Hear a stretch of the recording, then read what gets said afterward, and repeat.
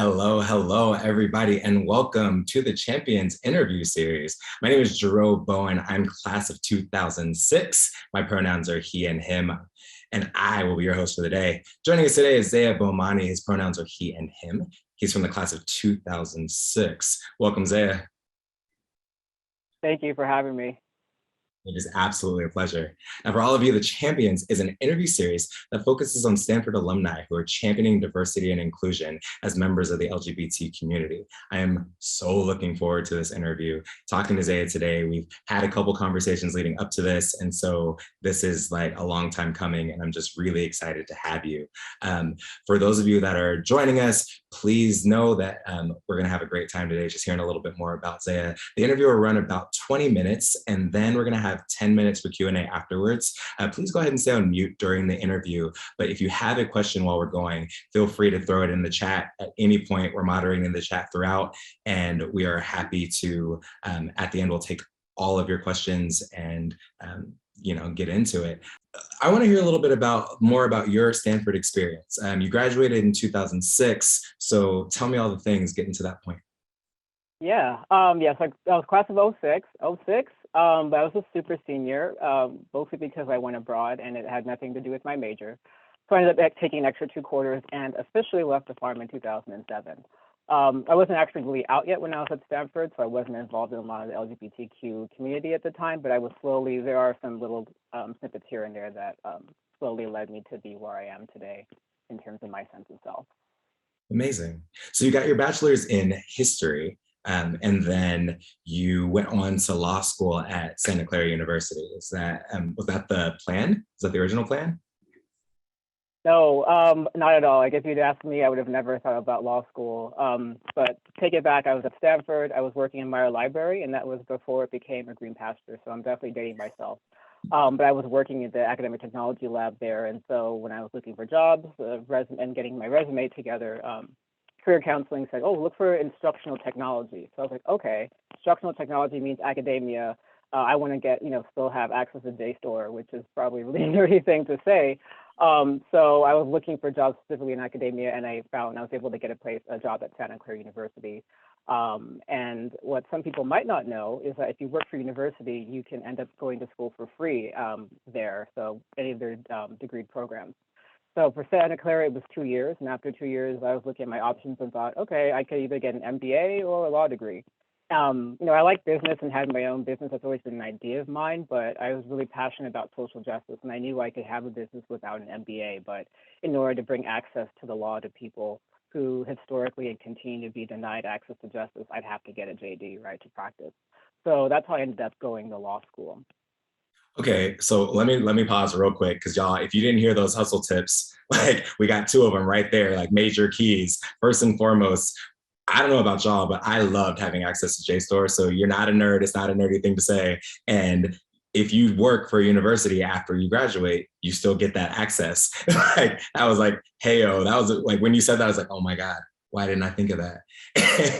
And then the other thing is like, you can get your grad school paid for if you work at a university. Crew, look, those of you that are thinking about career switches or thinking about or coming out of college and going in, university, it might be a good look for you.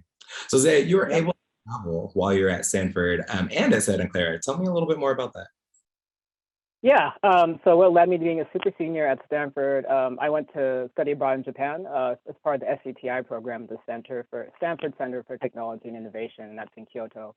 I was a little bit of a Japanophile. I've been studying Japanese. I was into anime. Like in high school, I started the anime club in my school, and so yeah.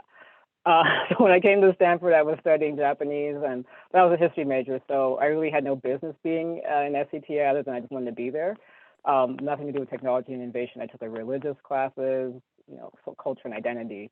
But I was just really excited to be there and realize how bad my Japanese actually was. But it was still cool. I also was part of VIA, which at the time was called Volunteers in Asia. And through that program, I was able to host, when I was at Stanford, we hosted students from Japan, and it was going to be Thailand as well, but that's when COVID 1.0 or SARS, its grandpa, came around. So we weren't able to host the Thai students, but in the summer we were able to go visit them. So that was pretty cool. And then in law school, fast forward, then since I knew I wanted to do law and social justice, I was just taking part in a lot of the study abroad programs doing public interest law and international public law. So I was in The Hague, the Netherlands, for a couple of weeks, and then so the big year, really, my second year of law school. That summer, I was in The Hague for criminal law, criminal justice, and then I was in London for the Olympics, which was pretty cool. That's 2012. Right before that, I was in Geneva, learning about public international rights. The next year I did El Salvador. We spent a week there just learning about the history of the US and how it's kind of led to a lot of disruption there, unfortunately. I also went to Cuba, and that was pre opening of relations, and then closing again when Trump came. So that was kind of an interesting time. And then my last semester of law school, I was planning on, taking the bar classes I needed to take in order to pass the bar. So that was what I was, my plan. And then one of my professors approached me and said, hey, we have an open, we have a position at UNESCO in Cambodia and another place. If you're interested, we usually send people there. And I was like, okay, when do I leave? Because yeah, bar classes or Cambodia. That was not a hard choice at all.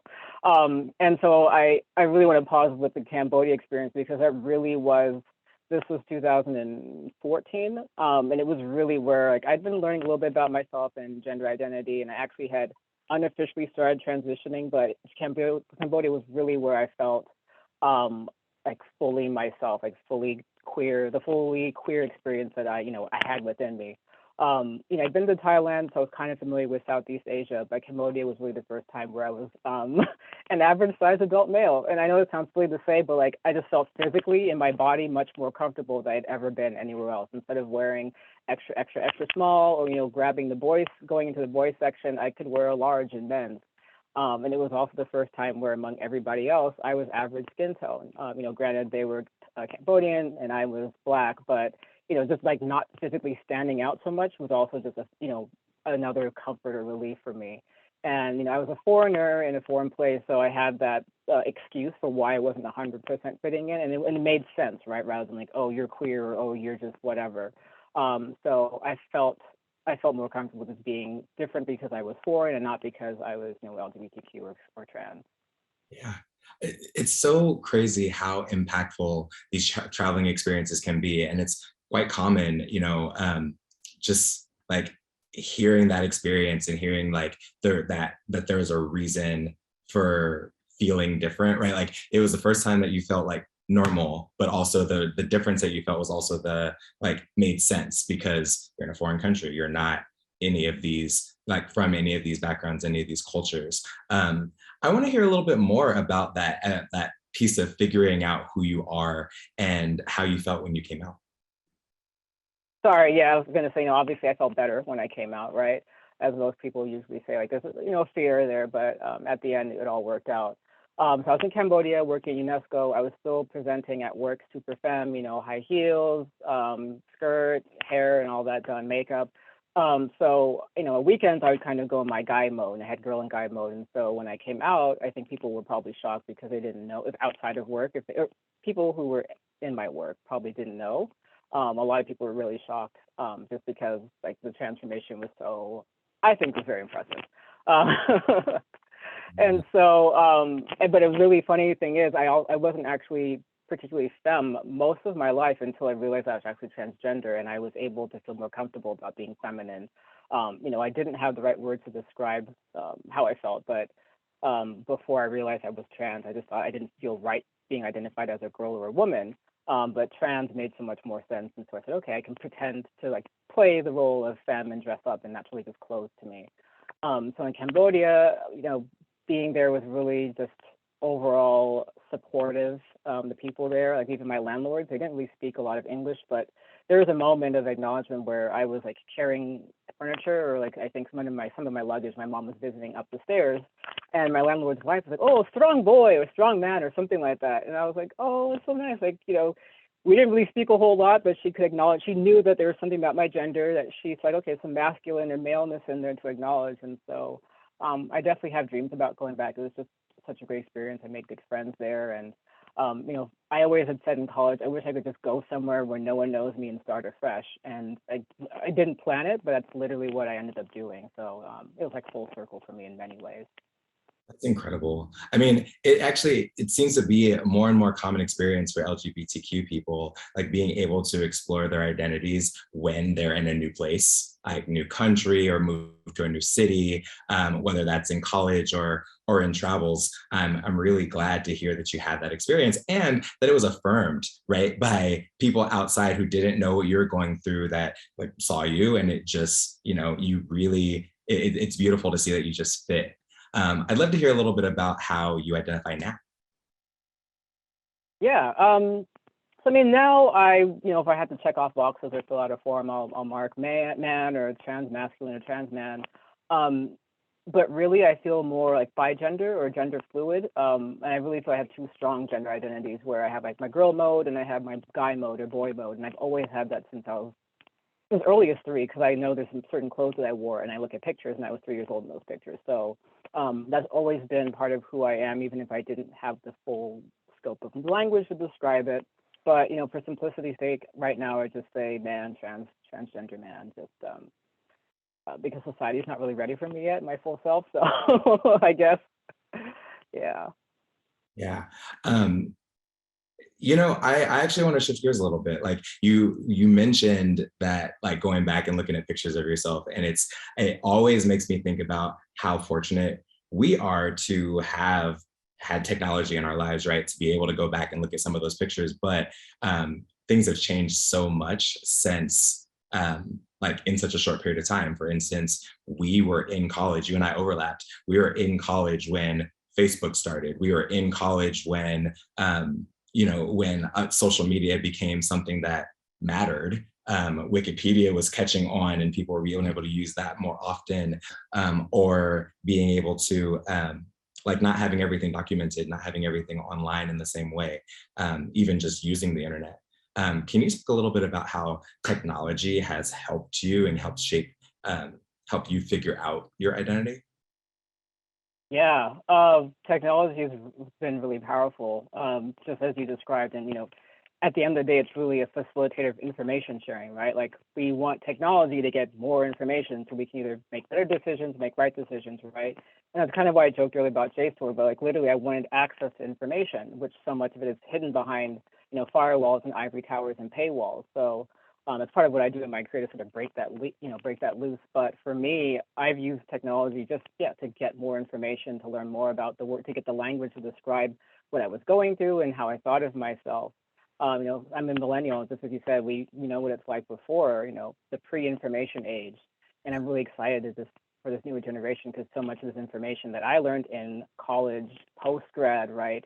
They're knowing by age 10 or 12, so they're like advanced well beyond where I was at that point. So I'm actually really excited.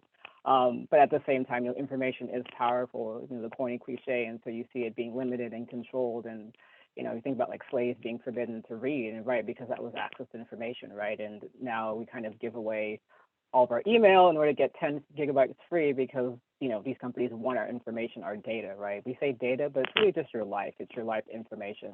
And so I just, think it's important that as we get access to more information, we have to keep fighting to have that information be free and open, but at the same time, just be aware of like who else is getting access to the information that we share. I was using LiveJournal when I went abroad, and it was from there I sort of did a rabbit hole, learning first about cross-dress. I wanted to journal to document my time in Kyoto, and from there I, somehow clicked on drag kings, cross-dressers, and then somehow navigated my way to transgender people and transgender men. And like that's where it all clicked for me because I had so much access to information, even on an old, trusty, platform like LiveJournal. Rest in peace. No, I mean, but it's so like impactful, right? And it sounds like even each of the different experiences you had abroad had such profound impact on your life. You talked a little bit about finding like gender identity in your time in Kyoto, and you had said, you'll have to help me with this, but like it was something along the lines of like talking about that gender binary, right? And what that meant for you. And I know you said you kind of talked a little bit about girl mode versus guy mode. Can you expand on that a little bit? Yeah. So, I've always, for me, my gender I've always had two very strong genders, right? Like I said, I can be very feminine, and I didn't really like it before, but once I identified as trans, I recognized that all that awkward feeling that I had about being feminine was, I saw it as part of who I was, but people expected that to be all of who I was. And that I had to perform a certain way and all these expectations and things around it. So once I realized I was trans, it wasn't that I couldn't be feminine or I wasn't feminine anymore. It's more of, well, it's only part, and I've only been able to like live at most 50% of 100% of me. And so, I think a lot of us who are queer LGBTQ, we realize that because we don't really fit into these binaries so well, we're more free to explore. We realize, well, I'm already an outcast, so I might as well just explore and see what's out there, see what I can be, right? So that's kind of how my identity has been for me. It's because I don't really fit in, and I've been able to just be more freer. So I can be, a gay trans guy and still love makeup, still do my eyebrows, and then if I want to, put on a purple wig, heels, and look really cute, right? So, I realize that I don't fit perfectly into any one identity. I'm still trying. I don't know if I look particularly masculine, but, I probably need to get some voice lessons to drop my voice down because I get a little, sound a little stereotypically gay, but, it's cool. I embrace that. But sometimes, it means I don't pass all the time. And that's just part of, this has been part of my journey and growing up. Right.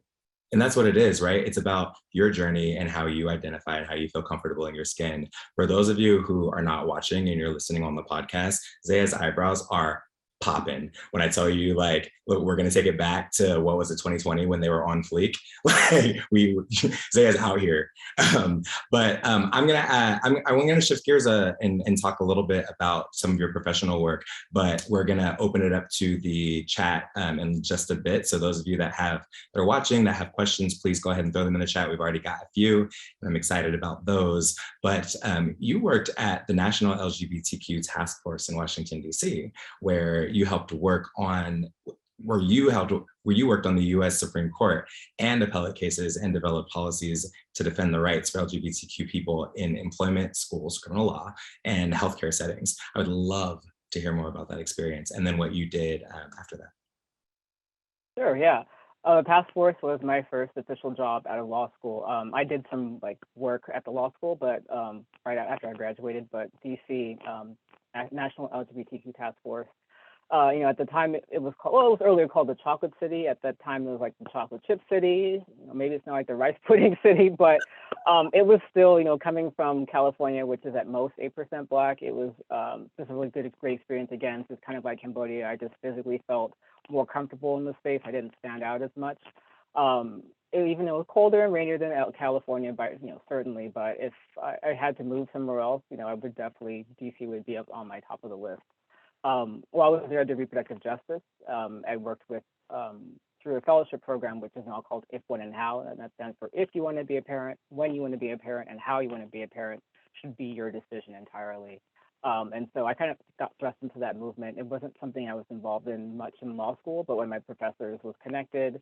So yeah, another tip for those of you in undergrad, connect with your professors, let them know what you're interested in because they know so many people. And if, a job opportunity or fellowship comes through their way and they know that it might align with your interests, they'll send it to you. That's what happened with me. I had a professor in law school who's like, hey, this sounds like a great fit of many of your interests. And I looked into it. I realized, yeah, RJ really is an intersection of so many issues. Policing, whether your kid comes back home at the end of the day, right? Like that's reproductive justice. So I was doing that work specifically around the intersection of reproductive justice and trans rights and LGBT rights more broadly. And I got to build the organization's RJ movement, really, like the work that they did in that space. Thanks to the Black women who sort of created that movement as a response to the reproductive rights movement, which is really just for, cis white het women who cared about abortion only. RJ was really just about looking more broadly. What does it take to have a family? What does family mean? It doesn't have to be blood relations.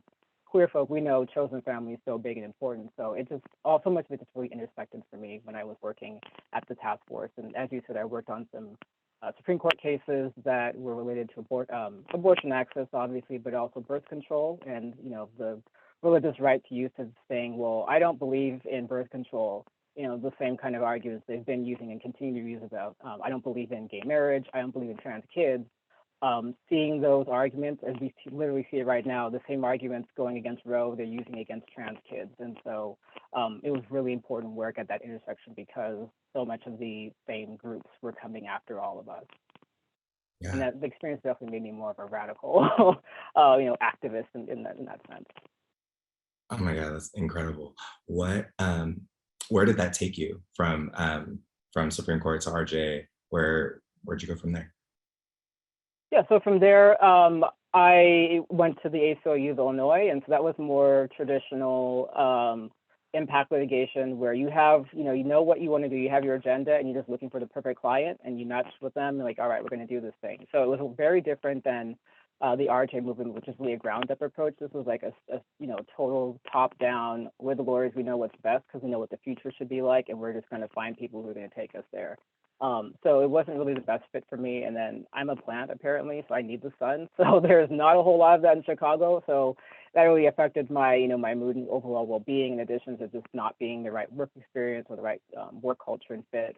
So I came back to California, took a couple of years off to just sort of process that experience and was able to get involved in environmental justice work, which any justice is pretty much all the same as social justice, environmental justice, racial justice, reproductive justice. We're all trying to do the same thing, right? We just want a better world for all of us. So EJ flowed pretty well with what I was doing before, focusing on the environment and the environment, not just, the parks that you go to on the weekend, but everywhere you live, work, play, and pray. So that's literally everywhere. Office buildings, if the air is not clean there, if you're exposed to vapor intrusion, where you live, your house, if your apartment's like, a mile away or less from a Superfund site, whether your water is safe that you can drink, whether you have green space to hang out with that's near you, right? All of that is part of what environmental justice is about. And that's the work that I'm doing today, working with Bay Area groups and law students and undergrads to get environmental justice here in the state. Oh, that's amazing. Hey, we got two more questions came through the chat. Allison would love to hear a little bit more about your experience with the Olympics because you had all these travel experiences and you kind of dropped that one in there and then moved on. I caught it. Allison caught it too. So give us like the quickie on that one, and then I think we might wrap up because we're gonna get hit. We're gonna get at time. Okay. It's probably not as exciting as you want it to be, so maybe you might have time for another question. I literally just was there in London at the same time the Olympics was happening. I was staying in like a repurposed dorm, so they were like reporters and things, so I got to hang out with a couple of them. I don't drink beer at all. I think it's not my palate, but we hung out, drank beers because I guess what British people do or Europeans, and I got to connect with folks while I was there. So it was super busy and super fun and exciting, international city, even more so with, all the world's athletes. But I was really there just to work at the Commonwealth Human Rights Initiative and work on decriminalizing homosexuality. So I wasn't super involved in the Olympics. That's what I was doing while I was out there. Amazing. Well, crew, we're gonna do one more question that's coming in, Sure. and then Zsea and I will stay on for just a couple seconds afterwards and we'll keep talking, but these are meant to be just snack-sized pieces, get you guys palates wet and want you to learn a little bit more and then come on back for the next time we do this. So Zsea, I want to leave everybody with what advice do you have for queer students looking for their first job out of college? Oh, okay. So I would say there are like two main things. One is just really have a strong sense of self, and that means like who you are. You don't have to know everything about you, but just know like what makes you happy, what doesn't make you happy. Those are really important because those will help you navigate opportunities and people when they come your way. I knew what my passions were. I knew I wanted to just do social justice, just like do good in the world. So that was what helped me make decisions when like bar exams or Cambodia. It's like justice versus boring. So know what it is you're passionate about. And then two, I would say just do your due diligence when you're looking at jobs.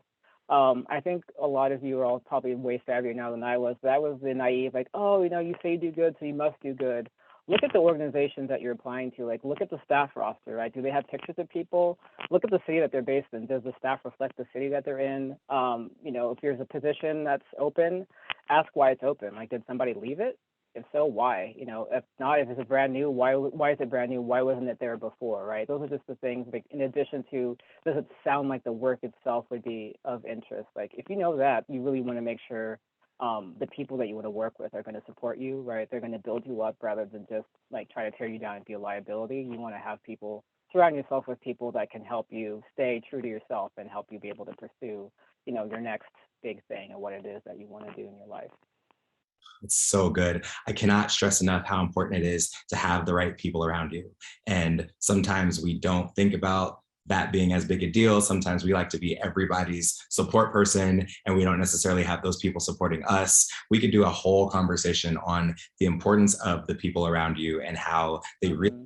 help shape and influence so many of the things you do. And even reflecting that back of like figuring out what your passions are. Do you know what I mean? There's so Yeah. many good things there. I'm not even going to try to summarize what Zsea just said. Go back and just rewind. Y'all can do this. For those of you that are joining us, thank you so much for being here. We're going to send out a recording just with all of this amazing information that Zsea just provided. And for everyone else, thank you for joining us for the champions. My name is Jarreau. Our guest, Zsea Bowmani. I'm so thankful to have been able to have this conversation with you. Zsea and I are going to stay on and chat for just a second, for a little bit afterwards. If you want to stay, please do. But we're going to wrap it up right there. And thank you all so much for being here. We will see you next time for the champions.